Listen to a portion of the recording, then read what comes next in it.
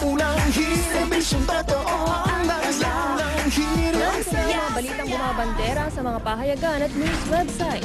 Sa GMAnews.tv, Pilipinas, tinamaan ng 4 na lindol kahapon. Magnitude 3.3 ang lakas ng pagyanig sa Southern Leyte dakong madaling araw. 3.8 naman sa Sorsogon. Nilindol din ang Zambales na may magnitude 3.1 dakong umaga. 5.3 naman ang naitalang lindol malapit sa General Santos City pagsapit ng hapon. Wala namang naiulat na nasawi, nasaktan o malaking pinsala sa ari-arian bunsod ng mga pagyanig.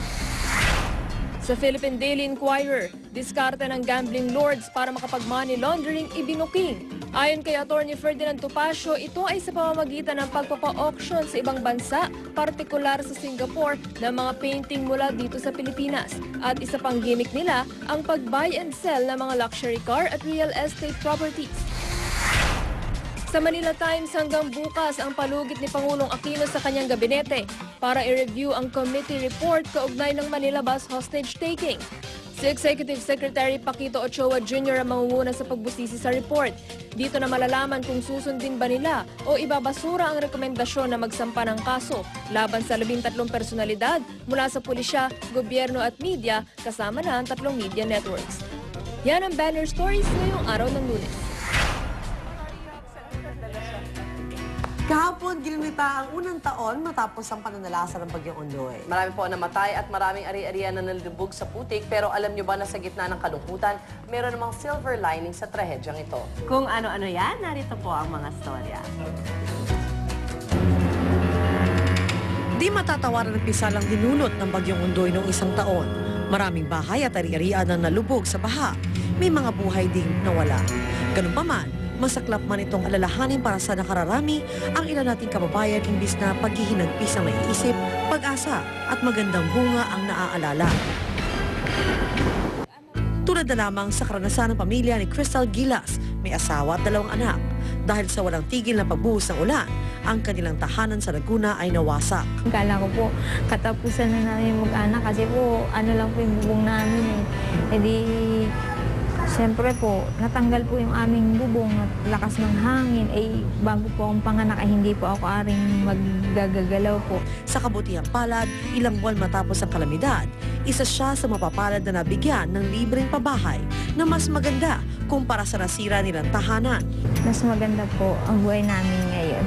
Kasi po, dumating nga po ang Red Cross sa amin. Binigyan po kami ng sariling panghanap buhay. Kasabay ng bagong bahay, may nagbigay din sa kanila ng libreng gamit. Pag-iibigan naman ang nabuo kina Angela at Alex, parehong first-time volunteer rescue member noong kasagsagan ng Bagyong Ondoy. Basically, Alex and I were team leaders, so we helped each other out. I did most of the paperwork and I made sure everything was organized and coordinated while he handled the actual operations. Sa tagal ng oras na kanilang binubuno araw-araw sa pagtulong sa mga nasalanta, di nila naiwasang magkahulugan ng loob. And then we actually became a lot closer during our times in Red Cross. Kasi it's hard to find someone na parang kapareho mo ng gustong gawin sa buhay. Sa katunayan, 11 buwan na silang mag-steady ngayon at ang kanilang relationship is going very strong. Ang bagong bahay ng pamilya ni Crystal at ang pag-iibigang nabuo kina Angela at Alex, 2 kwento na hatid ng Bagyong Ondoy. Mga tunay na storya na nagpapatunay na kahit sa gitna ng trahedya, may pag-asa at pag-ibig na kayang mabuo. Sweet naman!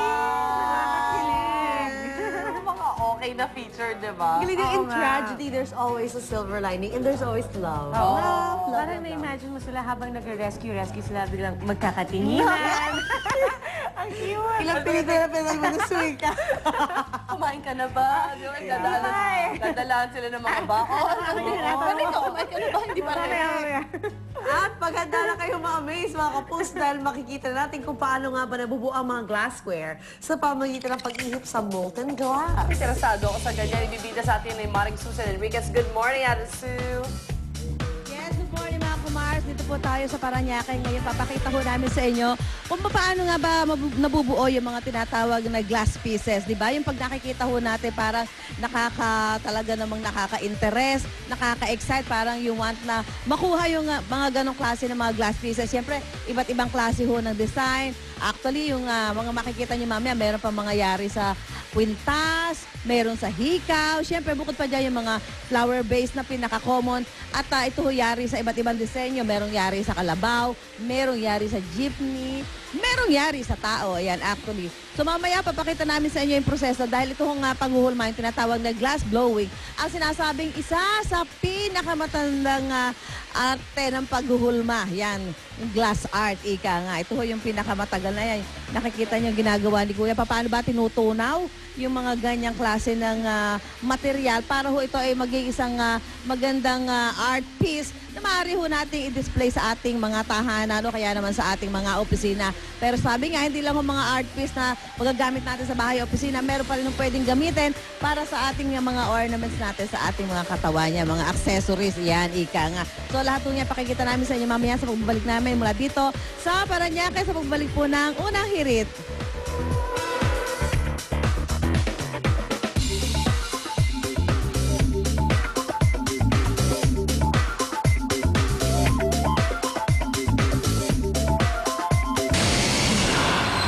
Ang mga unang balita sa umagang ito.